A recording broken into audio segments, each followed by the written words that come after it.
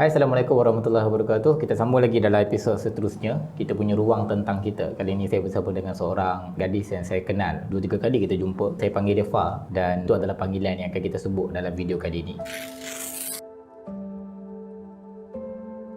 Fa, ceritakan sedikit latar belakang. Umur 24 tahun. Berasal dari Kuala Lumpur. Ceras. Dan juga sekarang didiagnose sebagai Dysthymia. Dysthymia tu apa tu? Dysthymia tu kalau nama lain dia adalah Persistent Depressive Disorder. Oh, Persistent Depressive Disorder. Persistent Depressive Dalam bahasa untuk orang yang tak faham macam saya ni. Bahasa orang tak faham, okey. Kalau ikutkan kalau macam Major Depressive Disorder is macam chronic punya depression. But Persistent Depressive Disorder dia mild sikit. Dia macam sederhana tapi benda tu berpanjangan selama lebih 2 tahun. 2 tahun 2 lebih. tahun. So macam kalau yang saya faham lah, kalau orang yang ada depressive disorder, sebab sebelum ni saya ada MDD juga. Tapi sebabkan saya punya episod depresif tu agak lama, selama lebih 2 tahun. So itu baru dikenali sebagai Persistent Depressive Disorder, dysthymia lah. Dan biasanya kalau orang yang ada dysthymia atau MDD ni, dia boleh jadi ada double depression. Oh, double depression. Double depression yang saya tahulah. Selain daripada PDD ataupun dysthymia, Saya juga ada another trait, iaitu borderline personality disorder. borderline personality disorder. Borderline personality disorder dan juga psikosis. Psikosis. Panic Psikosis disorder. tu adalah Psikosis tu adalah, kalau macam saya seorang yang baru develop benda ni like 2 tahun lepas. Kalau boleh nak katakan daripada daripada zaman pandemik dulu. Itu macam mulanya benda tu berlaku lah, yang saya start dengar suara. Oh, psikosis tu adalah Far mendengar suara-suara dalam kepala. Suara-suara yang dia tak tahulah dalam kepala atau luar kepala. Dia boleh jadi luar kepala juga, sebab saya rasa benda tu adalah real. Dia panggil halusinasi, delusional semua tu kan. Dia macam kita percaya benda tu, tapi benda tu tak ada. Faham? Tapi suara tu jelas. Suara tu sangat jelas. Lagi-lagi macam contoh, psikosis ni biasa akan berlaku, kalau boleh saya nak cakap start tahun lepas lah, dia macam makin teruk psikosis tu. Sebab kalau saya nampak budak-budak atau orang budak-budak lah terutamanya, sebab psikosis saya tu adalah saya dengar suara budak menangis. Suara budak menangis. Suara budak menangis, dia minta tolong. Macam faham tak, budak tu adalah budak yang macam, kalau budak dia lapar, dia macam nak attention ibu dengan ayah dia sebab dia nak makan. Macam tu. Dia cranky, dia marah. Dia cranky, dia marah, dia cakap ibu nak makan, ibu macam tu, faham tak? Dan budak tu sebut kepada Fa. Dia sebut kepada Fa. Okey. Dan saya rasa macam budak tu dia macam kind of nak attention saya, macam tolonglah, macam dia nangis tau. Dia panggil Kenapa budak dia? Kenapa budak? Kalau nak ceritakan kenapa budak tu, dia macam panjang cerita dia. Dia panjang cerita. So maksudnya dia ada hubung kait dengan sejarah juga, dengan masa silam. Kalau ikutkan kepada saya ikut terapi, saya mula sedar mungkin ada hubung kait dengan masa lepas. Maksudnya dia sangat berkait rapat dengan apa yang dilalui oleh Fa sendiri pada zaman kanak-kanak dulu. Mungkin juga. Dan mungkin kepada proses saya untuk membesar, macam itulah. Terapis ada beritahu ke sebab apa ada bunyi suara ni, kenapa tiba-tiba dia muncul, apa trigger dia? Kalau dalam terapi tu mostly lah, saya dengan terapi sendiri cuba nak figure out kan. Even bukan dengan terapi pun, dengan kawan-kawan saya, sebab mostly yang support saya, maksudnya sejak saya didiagnose, mostly yang jadi supporter saya tu adalah kawan-kawan saya. Saya banyak bersandar pada kawan-kawan. So family saya secara jujurnya dia orang baru tahu beberapa bulan yang lepas.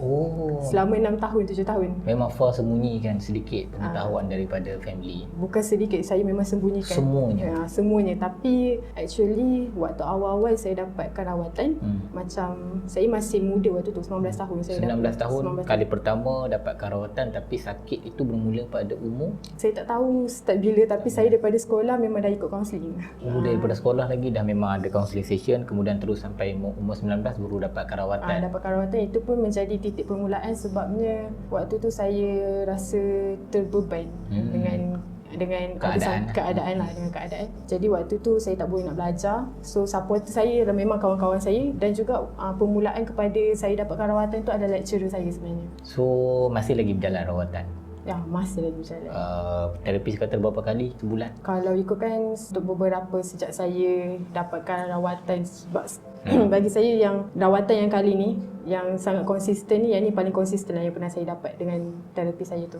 Sebab at least sebulan sekali. At least sebulan sekali. Apa nama, so far bila dah sampai berapa tahun agak-agak daripada 19, 20, 21, 5 5 tahun lebih 5 kurang. tahun, 6 tahun. So 5 tahun berperang dengan hujan-hujan macam ni.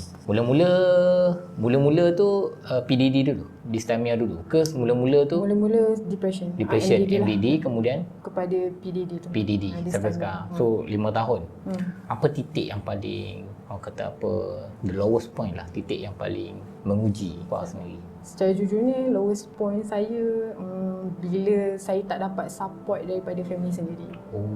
So family punya support tu sangat memberikan kesan. Sangat.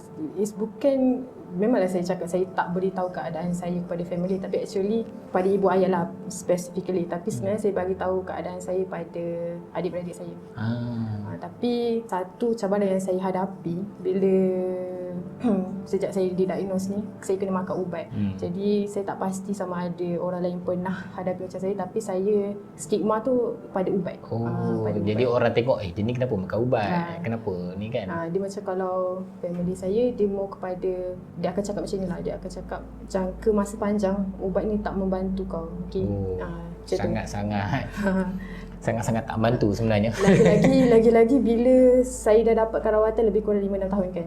Jadi bila diorang, family saya tengok kan, okey dah 5-6 tahun kau dah makan ubat, kau tu tak okey, so apa function kau makan ubat? Macam tu, faham tak?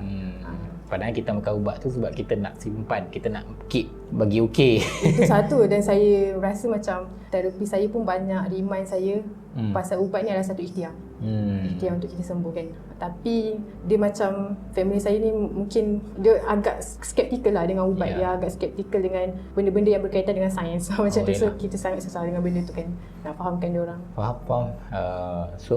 Support group yang paling kuat untuk Far adalah kawan-kawan. Kawan-kawan dan orang sekeliling lah. Macam alhamdulillah, sebab macam contoh lagi satu, sepanjang saya bekerja, saya dapat, of course lah, bila kita ada penyakit ni, kita akan concern dengan kerja kita sebab kita takut mengganggu kerja kita. Tapi alhamdulillah, sepanjang saya bekerja, saya sentiasa dapat orang yang sangat supportive. Daripada majikan saya sendiri, daripada bos saya sendiri, dan even daripada kawan-kawan sekerja. Rakan-rakan kerja. Rakan-rakan kerja. Dia bukan setakat kawan-kawan saya waktu sekolah, waktu college. Dia kawan-kawan sekerja. Dia macam orang sekeliling yang bukan daripada family kita sendiri. Macam faham tak? Tapi bila Far beritahu kondisi, keadaan, mereka faham dan supportive untuk dia orang agak faham dan supportive. Cuma bila bab berkaitan dengan ubat, dia orang agak skeptikal. Itu je. Dalam fikiran masa kita berhadapan dengan sakit-sakit macam tu, dia sebenarnya apa dalam fikiran kita? Sebagai seorang pesakit yang ada dysthymia, saya rasa lah, sebab dysthymia macam depression ni adalah sakit yang kita rasa sedih sepanjang masa tau. Ya, dia panggil longing agony tu dia. Persistent depression tu, dia dalam keadaan yang persistent agak lama macam tu kan. So bila dia persistent, saya susah untuk rasa happy. Saya susah nak dapat rasa bahagia tu. Bila saya susah nak dapat rasa bahagia, saya macam dah lupa rasa bahagia tu macam mana. So, sampai macam tu macam tu sekali. Even kadang-kadang kalau macam saya nak gelak kan, saya happy dengan benda tu. Kalau kawan saya buat lawan, saya rasa happy dengan benda tu. Tapi saya nak gelak, saya rasa macam okey ke aku nak gelak, sebab kita dah lupa rasa bahagia tu macam mana. Macam nak gelak pun rasa macam tak apa ke aku gelak. Macam tu. Sampai macam tu sekali. Ada second thought nak gelak. Second thought nak gelak kan. Macam tu. Sebab betapa lamanya kita dalam kesedihan tu, faham tak? So saya rasa bila itulah dia, saya bermain dengan fikiran saya lah. Kalau saya nak rasa perasaan selain daripada perasaan sedih, macam contoh saya nak marah, atau saya nak happy, atau saya nak perasaan-perasaan lain, saya susah nak ada perasaan macam tu. End up saya akan rasa okey, aku tak boleh gelak, aku tak boleh nak marah, aku kena rasa sedih je. Sebab saya dah lupa perasaan lain selain perasaan sedih. Last kot, pesan Far kepada semua yang dengar, yang tengok video ni nanti. Soalan ni macam susah sikit sebab apa tahu, sebab saya jenis yang cepat rasa putus asa. So bila cepat rasa putus asa, kalau jawapan kepada Encik Hafizah ni, saya boleh bagi jawapan-jawapan yang putus asa je lah. Tak apa. Tapi saya cuba tak nak bagi jawapan je. Saya boleh fikirkan, saya teringatlah seorang yang pernah cakap dengan saya. It's just that macam penyakit ni, bila dah ada sakit mental ni, stigma dia sangat kuat. Macam penyakit-penyakit HIV, stigma dia sangat kuat. Tapi apa yang kita boleh buat sebagai seorang pesakit, saya cakap sebagai seorang pesakit ialah, bila saya rasa putus asa, saya cuba teringatlah dengan ayat ni. Orang kata stigma tu, penyakit tu dah stigma, Tapi kita sebagai pesakit cuba jangan tambahkan stigma tu. Kita sendiri tak boleh tambahkan stigma. Jangan tambahkan stigma tu kan. So penyakit tu dah stigma. Tapi kita sebagai pesakit cuba jangan tambahkan stigma tu, which means bukanlah nak cakap jangan kita kalau kita macam mana saya terangkan, cumanya saya tak nak orang salah faham dengan jangan tambahkan stigma tu. Kita sebagai pesakit jangan tambahkan stigma tu, which is maksudnya kita janganlah jadi orang yang macam meletakkan stigma tu, menambahkan lagi stigma tu dengan menjadi orang sama, orang yang macam orang dah salah faham dekat kita sendiri salah faham diri kita. Betul, macam kita kena try harder lah. Sebagai pesakit kita kena cuba juga. Okay, sebab orang akan cakap, sebab saya rasa ramai je yang tahu kan, kalau kita ada penyakit mental, usaha tu kena datang daripada kita juga, bukan daripada orang lain. Betul.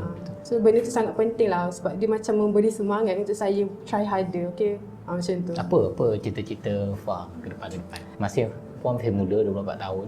Tapi Allah berikan kesempatan untuk menguji sedikit dengan 5 tahun ujian yang sebegini pada era yang mencabar. Saya fikir banyak benda yang boleh menjadi global factor pada benda ni, social media, kawan-kawan. Tapi saya rasa tak nak menafikan soalan ini untuk saya tanya kepada Fah. Apa cita-cita Fah? Cita-cita saya? Mungkinlah sebab saya dah berhenti kerja ni, saya rasa Allah banyak tegur saya tau sebenarnya. Allah banyak tegur saya lepas saya berhenti kerja ni. So saya rasa dalam fasa saya nak berehat ni, saya just nak rancang apa yang saya buat masa depan tu. Saya harap saya memberi manfaat kepada orang. Faham tak? Sebab saya rasa macam saya tak banyak. Tak kisahlah apa pun buat, tapi dalam kepala Fah tu, aku nak bagi manfaat kepada orang. Bagi manfaat kepada orang. Saya nak hidup memberi macam mana orang lain, macam Cik Faiz saja hidup memberi. Macam tu. So saya cuba bergerak ke arah tu. Dan mungkin nak tunjukkan dekat orang lain yang saya ada, kita ada, right? Faham tak?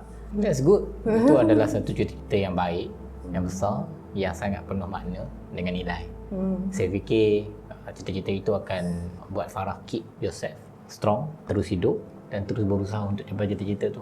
Jangan lupa subscribe kita punya channel, banyak lagi cerita-cerita dekat luar sana. Ini baru cerita seorang Fah. Terima kasih Fah, jumpa lagi. Assalamualaikum warahmatullahi wabarakatuh. Bye.